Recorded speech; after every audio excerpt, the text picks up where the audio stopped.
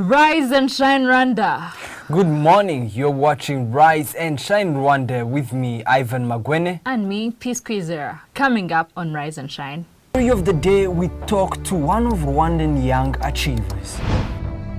In sports, Amavubi heartbroken by Mozambique at Stade Amahoro. It's Motivation Monday. We show you how you can maintain losing weight. Well, all that and more still to come, but first we get to meet the rest of the crew. Good morning, Stephen. Good morning, Ivan. Man, it's been a very, sad kind of weekend. Yeah, I mean... For sports lovers, of course. Yeah, it was, soccer is a big game. This was a big game. Yeah. I had to do everything to qualify, but, well, it's now more of a challenge and... Yeah. So All right. Anyway, are you ready to wake up Rwandans, Chantal? Definitely. What do you have for us on the table? I have a lot. The Rwandan investments are out there. All right. Lifestyle is Motivation Monday. I hope I get motivated Motivation today. Monday for all those people whose, resolutions were to work out this month. Well, I brought this one just for you guys and, of course, our viewers at home. All right. Well, all that and more still to come. But first, we look at the stories making headlines both here in Rwanda and around the world.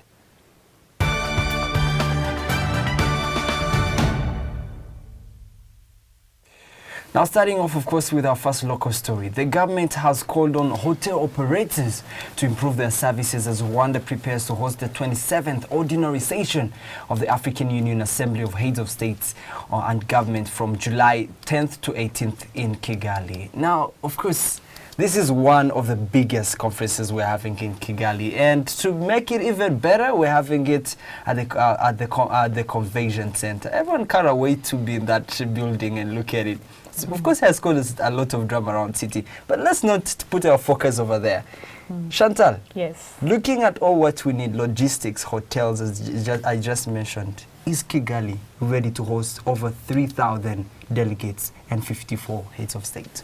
Okay, thank you, Ivan. By the time this summit is thought of being brought to Kigali, that means that we're actually very ready for it. Yeah. So in terms of security, logistics, I think those are well catered for.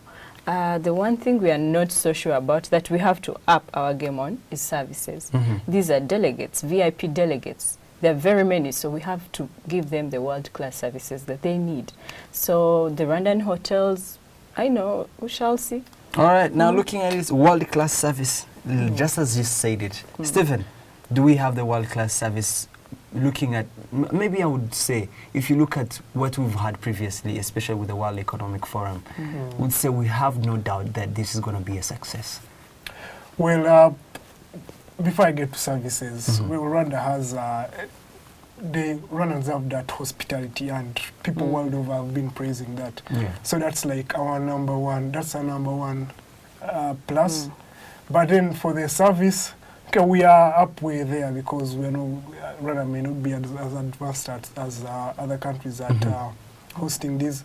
But I would like to see more campaigns like this coming out, because we've had the campaign for Jirumu, Jiringa, and technology and what. So, because, Rwanda is aiming to be a service provider, hosting all these meetings. So, we need to have more of those campaigns. All right. Of course, stay with Rise and Shine as we bring you all the updates on what it will be happening as the African Union Summit convenes back in Kigali. Oh, peace.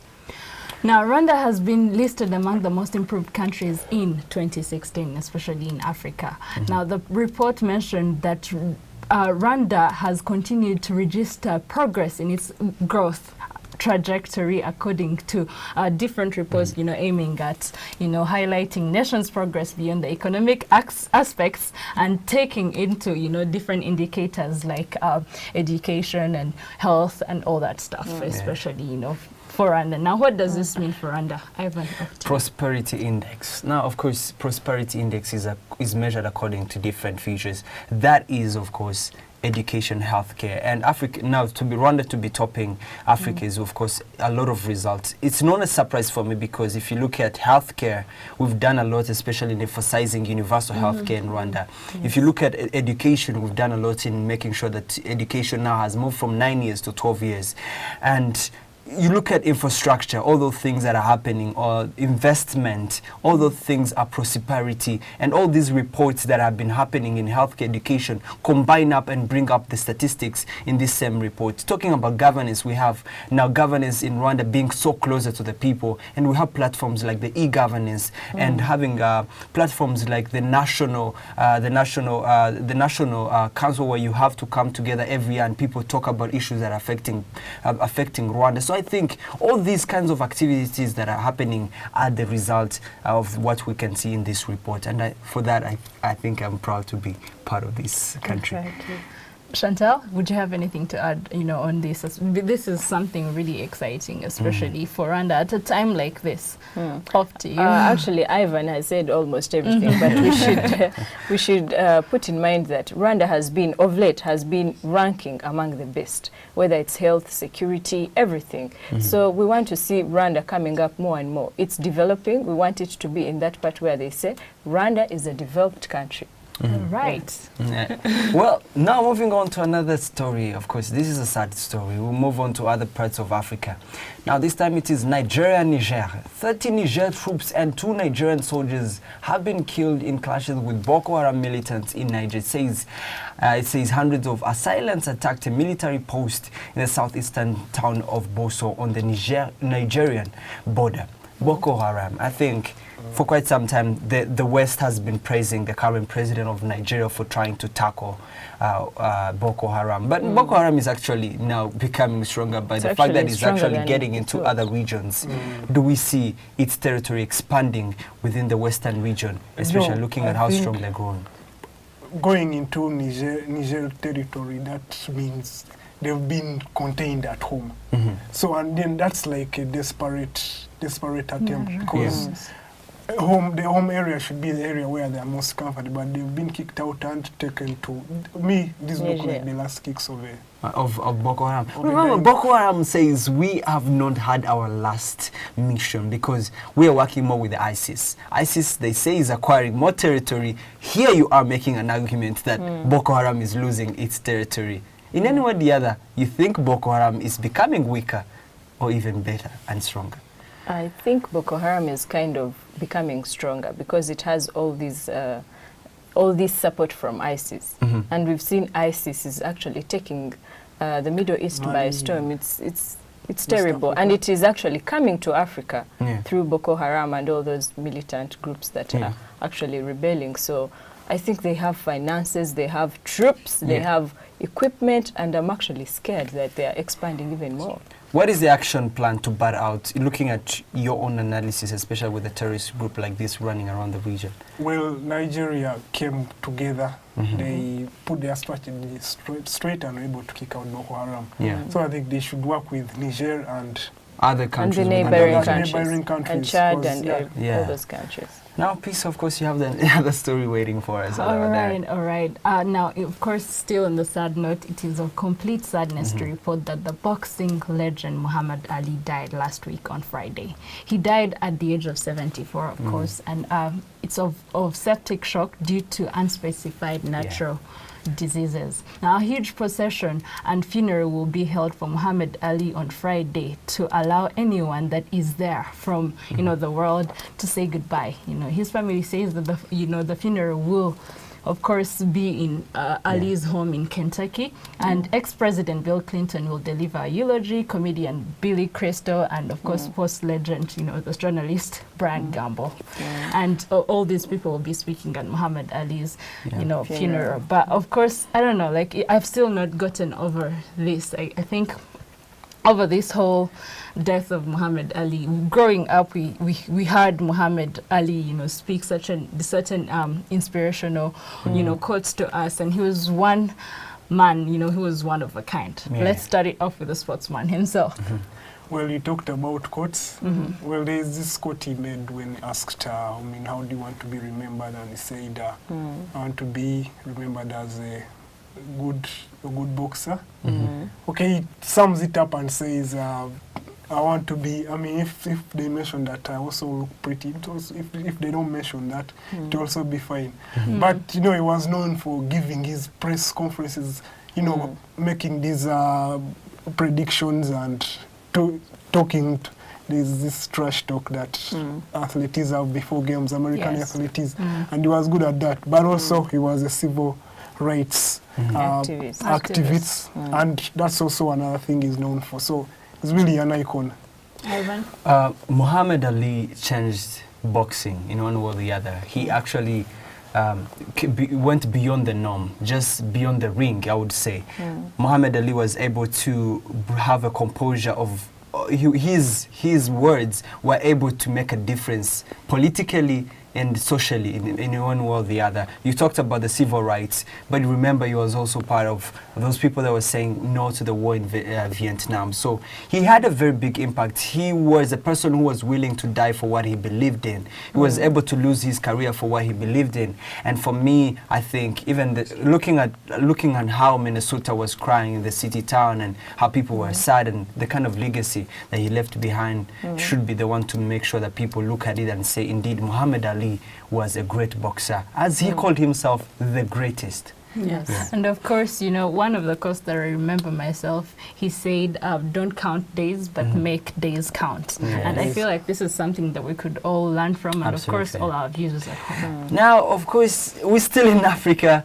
Moving on, of course, after that sad story, Angola's president, José Eduardo dos Santos, has appointed his daughter as head of the state-owned company Senegal. Isabel dos Santos, named by Forbes magazine as Africa's richest woman, worth an estimated $3.3 billion US, takes on the job after the entire board was sacked by her father in April.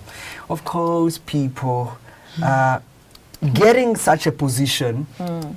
I think it's this next position as you're from the head of state, because this is a very vital position. And here is Eduardo dos Santos giving it to the daughter. Mind you, today the daughter is the richest black woman. After all, you know, she beat out Oprah. But if you look at the Forbes magazine, tell me, Stephen, you have followed up the political movement in Angola. You've seen from the days of Savimbi until the days of today. What are such kind of decision? What kind of impact are such decisions creating in Angola? And what we see, especially with Angola's President Dos Santos' rule after appointing the daughter, especially saying he's going to stop. He said he's going to stop. He's going to step down in 2018. That has been the case very many years. Now he's appointing the daughter. Lots of confusion there. Well, that looks like some continuity for the president's family. But it looks bad because being the reports we're getting from Angola, you know, some poverty and, okay, they have oil, there's prosperity, but there's also the economic suffering of the ordinary people. Yeah. And having somebody worth 3.3 billion in that mix, it's really, well, hints of inequality, but, well, it's just, I don't know what to say. If I may add on what you said. I'm kind of happy it's a black woman. Especially it's also an African woman. You know, the problem the problem is not just the black woman, but is it the right way, the way she's acquiring her money? Because most people argue that because of the father's influence, he's the president, and you know, it's not just clean money. It's money that he's acquiring because the father of course, has a very big word. But she might be having her brains and everything and have work for the money. Well, you never know, but we build up the story we'll follow up the story as we bring you all the latest out of Angola. Now, of course, shortly after this, we'll have the story of the day. Stay with us.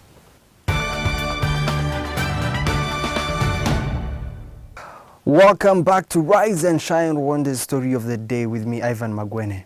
Now, this Monday we start off with an inspirational story. We talked to Dominique Uwase Alonga, the CEO of Imagine We. Now, Imagine We is a non-profit organization that is working to improve the culture of reading and literacy in Rwandan schools. In Uwase's words, reading should be a priority. Well, something to note, Uwase was awarded last year by the First Lady during the Young Rwandan Achievers Awards. So today she joins us to talk about her journey as a leader, a change maker. But first, here's a look of what Imagine We is trying to achieve. Now the story about to watch is courtesy of Imagine We. Let's take a look. My name is Ineza. I am 10 years old. I have one book. I love my book. I read it so many times. I read it and read it and read it. I don't want to read it anymore. But the library is too far and my school doesn't have any books. In my country, we are still struggling with the love to read. It is because we tell stories with our mouth. Grandpa told the story to Mom, and Mom told me the story. I want to show the story to my friends, but we have no books. We have no written stories.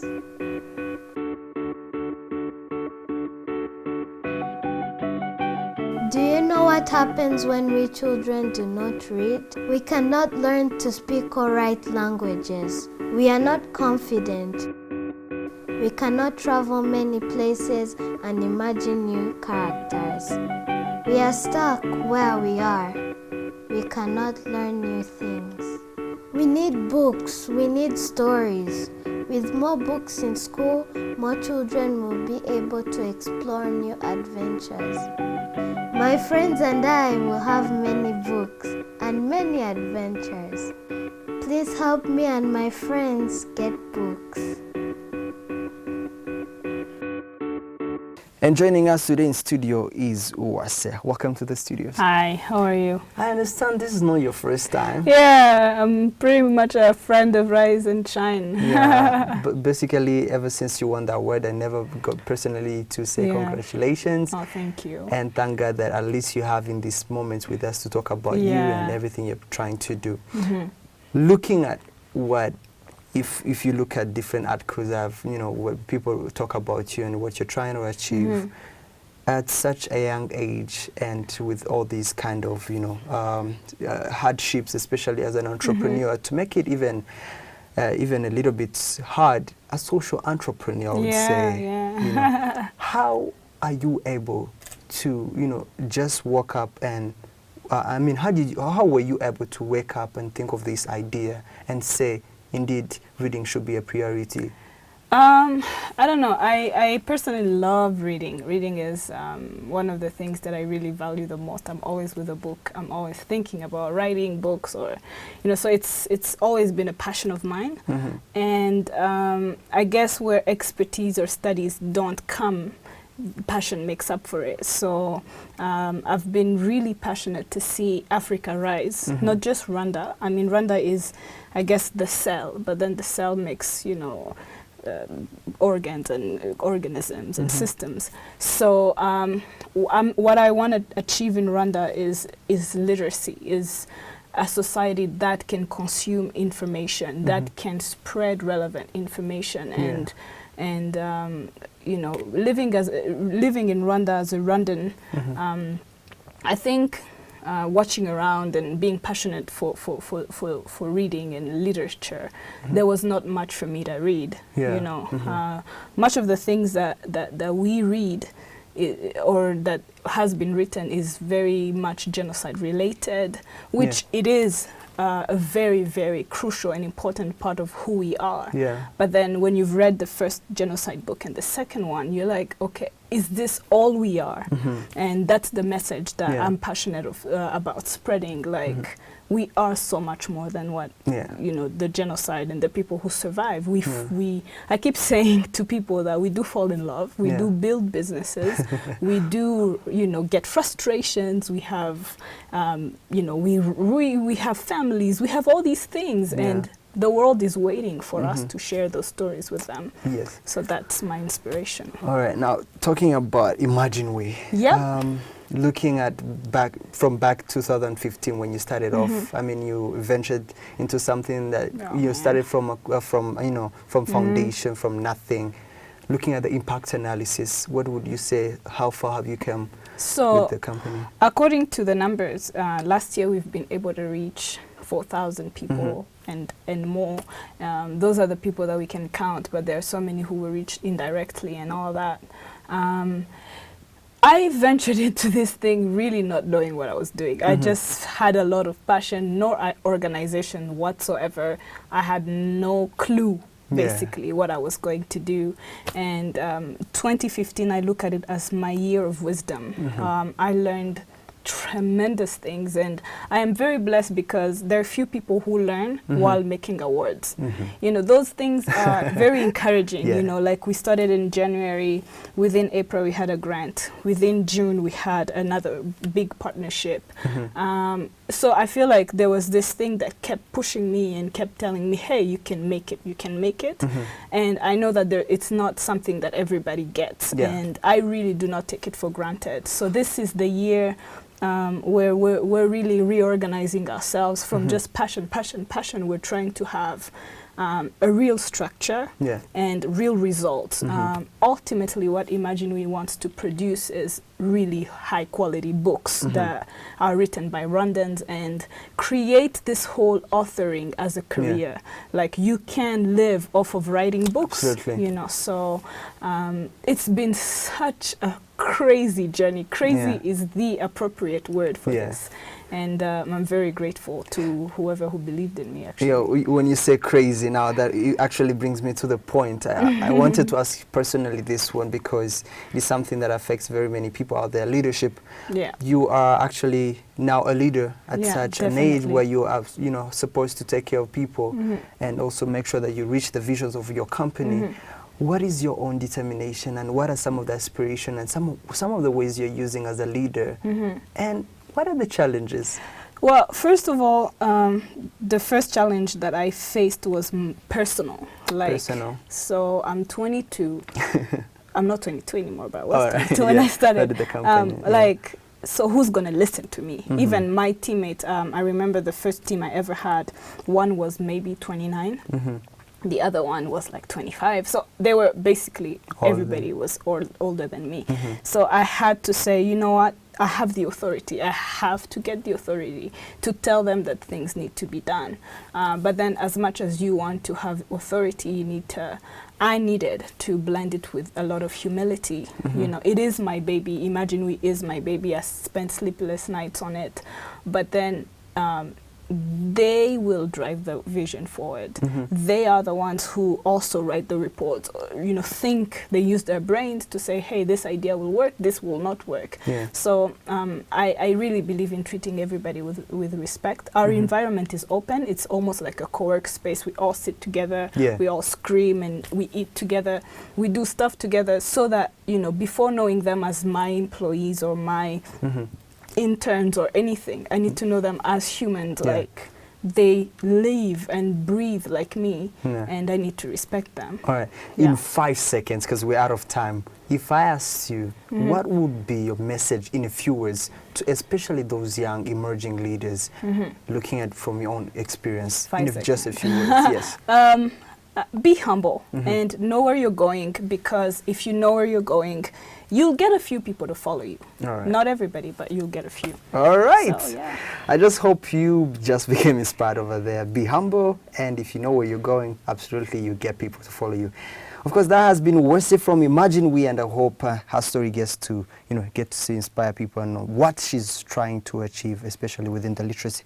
You're watching Rise and Shine Rwanda. Stay with us. Chantal Uwera will be up next with business. Here is to traveling and saving. Starting 1st of April to the 1st of June, travel with RSR and take advantage of our reduced fares and enjoy our world-class services in great comfort and safety.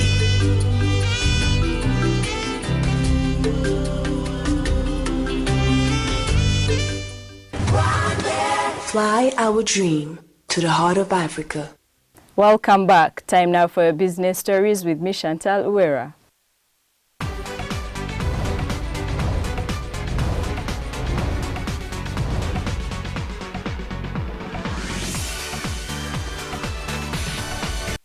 A Japanese delegation of coffee roasters and investors is visiting Rwanda to explore business opportunities and coffee specialties in the country.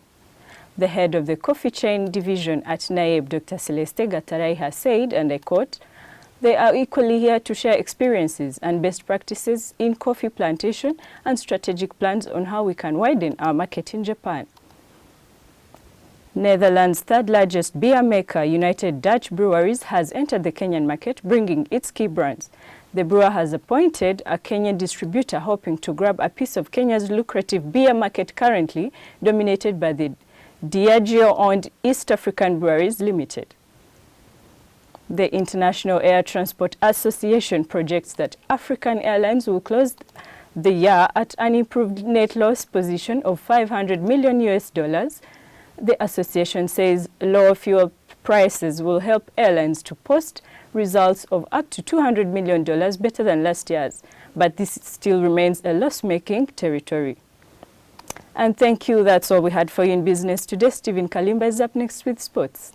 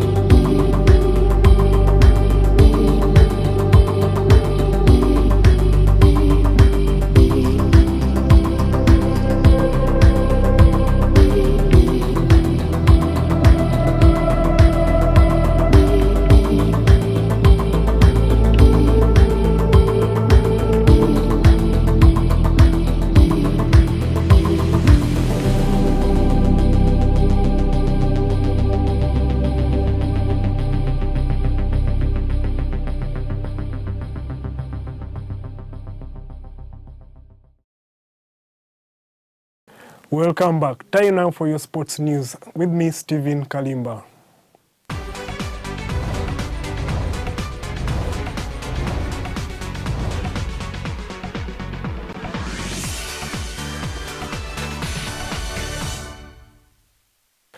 National Volleyball Paralympic team to participate in a tournament in the Netherlands. The National Paralympic Volleyball team is set to take part in a tournament that will take place from June 25th to July 4th as part of their preparations ahead of the Rio Olympic Games. USA, Slovenia, Russia, Italy, and China plus hosts Netherlands are among the stronger teams expected to participate in the tournament. The tournament will help the team gauge themselves before the Paralympics in August in Brazil. Muhammad Ali's doctor has said the boxer had a tough time in the last year before his death. Abraham Lieberman said it became apparent God wanted him, and they all had become reconciled to the fact that the boxer would lose his life. The Eberman said Ali had regular Parkinson's disease, not dementia pugilistica, a condition boxers suffer which kills people in 3 or 4 years. And this is why he was able to live 30 years with Parkinson. Muhammad Ali has received a lot of tributes from around the world for his role as a boxer and as a human rights campaigner. And in the Premier League, Jamie Vardy wants to join Arsenal. Olivier Giroud admitted to reports that the Leicester striker would be joining the Gunners. Jamie Vardy is on the verge of completing a 20 million transfer to the Gunners. If Vardy joins Arsenal, this spells competition for Giroud, but the Frenchman said he was open to competition, and it would be good for the club to get another good striker. Well, this weekend, all roads led to the Amahoro Stade as the Amavubi took on Mozambique in a do-or-die clash. A win would have improved the Amavubi's chances of qualifying for AFCON. However, it wasn't to be. Take a look at how it all went. It was a do-or-die clash for the Amavubi as they hosted Mozambique's host members in the AFCON qualifiers at the Amahoro Stade. They win and were confident having beaten the members at home in the first leg. However, as fate would have it, it was the visitors who took the game 3-2. Captain Elias Gaspar Pelembe grabbed the brace for the visitors, while striker Upson David Manjete grabbed one. Jacques Tuyiseng equalized twice, but Pelembe's second goal denied Rwanda a point. Rwanda were the better side in the second half, missing numerous opportunities. However, fans let out their frustration at John McKinstry, who has brought the team this far. First of all, we visualize very careful the strengths of Rwanda. Okay? We understand that Rwanda, it was with the difficulties to get possession of the ball, and for that reason, the long balls we need to reduce and press in the second line of midfield. And when you are active in reduced spaces and having good attitude, it's become difficult to Rwanda plays football at all because it was not space. And when there is no space and you are aggressive, you subject to the team a mistakes. For that reason, Rwanda commit mistakes. We was very effectively and we scored. Well, first of all, I think it's important to say we're all very disappointed. Today we had an objective and we've not reached that objective today in terms of the outcome. What went wrong? We didn't convert the chances and we made some silly team mistakes in the back. I think if you add up, the guys from the TV might be able to tell us, if you add up all of our chances today, we've probably created as many chances today as we've created in all of the other games added together. Like, we must have created 12 or 14 good chances. Danny could have had a hat-trick. Jack could have had 1 or 2 more. Abdul almost scored. Mohaji almost scored. We've created so much and we've not turned those chances into goals. This is the thing. This is a good team. This is a good team. But to move on from being a good team to being a great team, you've got to cut out the mistakes. You've got to cut out those little mistakes. And so, yeah, it was a combination. They've had 4 real chances, and they've scored 3 of them and hit the post with the other one. They had a half chance in the first half, maybe at the back post, but other than that, I can't remember. Bakami hasn't, or the one straight at Bakami, but compared to what we created and they created, we've created so much more, but that's what quality brings you. You know, they've done some real quality things today, and they've punished us when they've had the opening. We've not punished them when we've had the opening, and ultimately, you don't win when you don't take your chances. The win means Amavubi are tied with Mauritius at 6 points in Group H, with slim hopes of qualifying for the AFCON. Stephen Kalimba, Rise and Shine Rwanda. There you had a recap of how the game went. But in studio today we have Asha Komugisha. You might have seen her articles and heard her, watched her give some analysis. Well, she's here in studio today to give us a take on Saturday's game. Welcome to studio, Asha. Thank you very much. Sure. Okay, getting right into the game. Well, this was a game that could have been taken by Rwanda, but it wasn't, didn't happen. I mean, what's your take on the game? I mean, looking at defense, because the goals the Amavubi conceded they didn't look like very solid goals, and the fact that it didn't come right. What's your take on all that? Well, first of all, I think that the Amavubi understood and knew the challenge, at hand, because the whole week their coach Johnny McKinstry actually told them about Pelembe.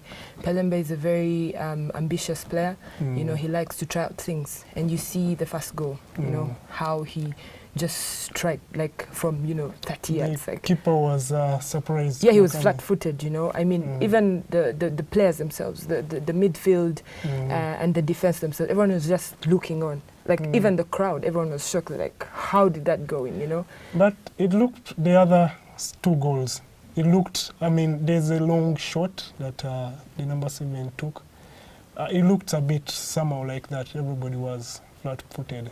Well, the thing is, in football, if you make one mistake, you're punished. If you lose concentration in a very big game like that, then you're bound to pay for that mistake. So I think that Amavubi did not do well, in trying to stay in the game, because look at the time Jacques Tuyisenge equalized, and then just seconds later. Mozambique, took the lead again. So that lack of concentration in a big game like that is what cost the Amavubi, because scoring goals, yes, they scored, but also I think Amavubi maybe created about 12 clear-cut chances. Danny Usenjimana should have scored a hat-trick himself. Even, there's so many other guys, like even Abdul Ratbia, the central defender, he had a chance. Emery by Senje, the free kick that he had, in the second half, he could have scored. So, such opportunities. In the second half, the crosses improved. I mean, what do you think going on from this game? Because we can't dwell on it too much. What do you think Rwanda should really work on? I think that, first of all, the Rwandan public is very disappointed, and everyone is in that sort of emotional state, but they have to also remember that only 2 years ago Rwanda took the decision to stop fielding naturalized players, and the last time Rwanda actually qualified for AFCON in 2004, there was maybe majority, about 80% of those players were naturalized. So they should take time, build this squad, give them a chance. Look at big nations like Nigeria, South Africa, the likes of Guinea, Zambia. They're not going to AFCON, and these are very big sides. We don't have many foreign-based players, so I think the naturalized, local players will step up, and the coach said, he's preparing them for the next 5 years, to play for the next 5 years. So I think, that's going to work out. Well, if we can maybe have about 5 or 6 players playing in Europe, which maybe in the summer, maybe we could have 2 or 1. It will take time, it just can't happen just like that. But with time, if we have maybe more players playing in Europe and getting that experience, you could see that in the game against Senegal, you could see the level of fitness, first of all, decision-making, experience that the Senegalese team was playing. It comes with playing at the big stage in the English Premier League, in Spain, in Syria. Good competition, good opposition, and yes, and well, it will come. It will come. They just have to, be patient and try to give the boys a chance. This is the level of Rwanda. People think that, Rwanda is some sort of Spain or Germany, but they're really a small football nation, and they should take time and build. Well, I love the way John McKinstry has raised the level of expectation on our boys out there. That's really commendable. Well, when McKinstry took up the job last March, I think, no one thought that the Amavubi could try and qualify for Gabon, but he's the one who actually said, look, maybe we can finish number 2 in Group H, because there's no way you can beat Ghana, but maybe that's what is actually working against him, that he raised everyone's expectations. Sure, well, we could go on and on about soccer, because it's a beautiful game, but away from soccer, tell me about Muhammad Ali kicked the bucket, great icon. What do you have to say about Muhammad Ali? Well, I mean, Muhammad Ali is the greatest sportsman ever. You know, just yesterday I was looking at the statistics, and he's going to be on the front page of Sports Illustrated for the 40th time. You know, like let that just sink in. You know, that's how great he is. He's the most quoted sportsman, and that's just not for nothing. It's not even just about, you know, the fight in Manila or the Rambo in the Jammu. Like, it's just too many things. He was very, very influential. Sure. Yeah, and it's a very big loss, but we learned so much from him. Yeah, everybody. Well, we have to close it from there. Well, Ashe, thank you for making it to the studio. You're welcome. Thank you. Sure. Well, up next is Peace Quizera with Lifestyle.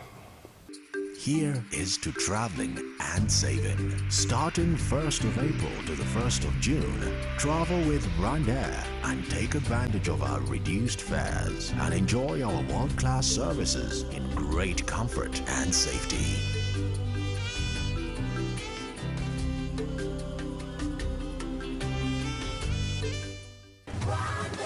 Fly our dream to the heart of Africa. Welcome back to Rise and Shine. It's time for Lifestyle with me, Peace Quizera.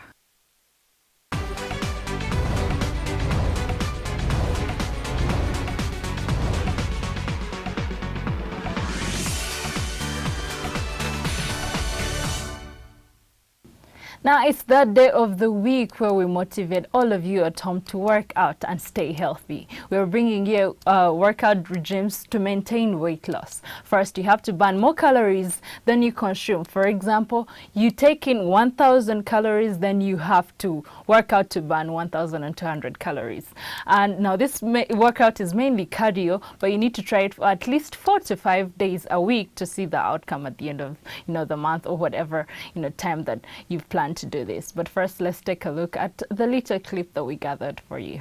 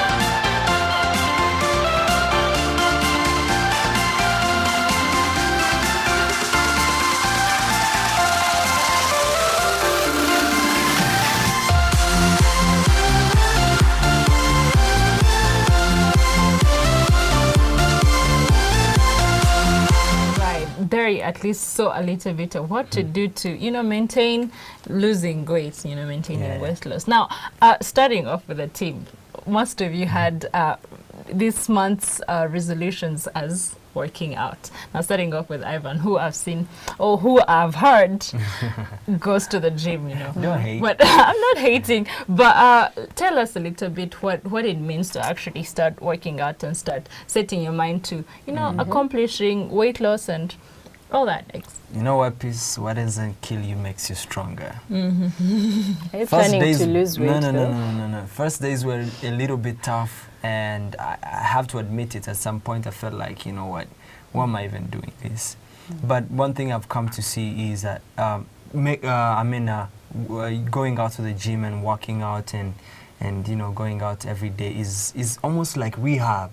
You know, you have to, it's rehab time. You have to be very committed. There's certain goals you want to achieve with body size, so you have to come in. And sports should be, working out should be something that is within the soul. There's something that you wake up to and you're so passionate about. That gives you the drive that you wake up every day and hit up the gym and work out. What if you're not passionate about it? If you're not passionate about it? I'm both of us. What if you're not passionate and you just want to start and from zero and just do this? Yes. I have a small tip. Yes. Well, I've been trying to consume workout videos, read articles. Yes. So get it to flood your mind with Yeah. workout stuff, because it's really good to work out. So it's basically working out with your mind. Yes. In a Yeah, way. First with your mind. First First get with your mind, right. and then the Absolutely. body kind of You just follows gotta along. prepare your That's mind and amazing. soul that I'm going in for this one and I need to do it. And as long as you give your you have to set goals, because every commitment I think needs to have certain goals you want to achieve. So you don't have to just wake up and just go like that. I mean, you need to every day to know about, because that will help you do your diet very well. You know, everything that needs you to make sure that you reach your goals, you have to do that. But for me, I think it has been a great experience. And you know, just don't hate the player, hate the game. And I can see that you can also see the results. Lots of I'm not people have seeing been anything seeing yet, me and They kind can of think see that the wait and see. results in quotations, of course. they just quoted me right there. All right, so there you had it for our Motivation Monday. But for all those who think maybe gyms are a little bit expensive or you can't handle, then we'll give you at least a little bit of cardio, things you can actually do at home on the streets. We have beautiful streets that you can run on. But if you're looking for a gym, do join Waka. Yeah, they have amazing, tutorials, and you have teachers or trainers who kind of build that relationship with you. It's a gym that I go to and I'm always happy to leave, because trainers leave you very happy, especially And because motivated. and very, very much motivated. All right, there you had it for the show today, and of course that is all we had for you for lifestyle. But don't forget, we love to hear your thoughts, comments and feedback on what we've been talking about here on Rise and Shine Rwanda. Tweet us at Rise and Shine RW. Like us on our Facebook page, and do send us your ideas for the programs. Check out our Rise and Shine YouTube page, where you can catch all the shows and the reports that we do, and please subscribe. Find us on Instagram, and remember, we love to see your pics. Lastly, check out our website, and that's where, of course, you can catch every single thing that we do here on the show, and from backstage to every single thing that we do here on the show. Of course, I am Peace Quizer. And I'm Ivan Magwen. I hope you had fun starting the week with us. You guys had fun, of course. Yeah, it was great. It was great. Sad Feel weekend, motivated. but, Motivated Monday, just as Peace was saying. Yes. You've been watching Rise and Shine Rwanda, and of course we'll be at same time, same place tomorrow. Do join us then. But for now, it's goodbye.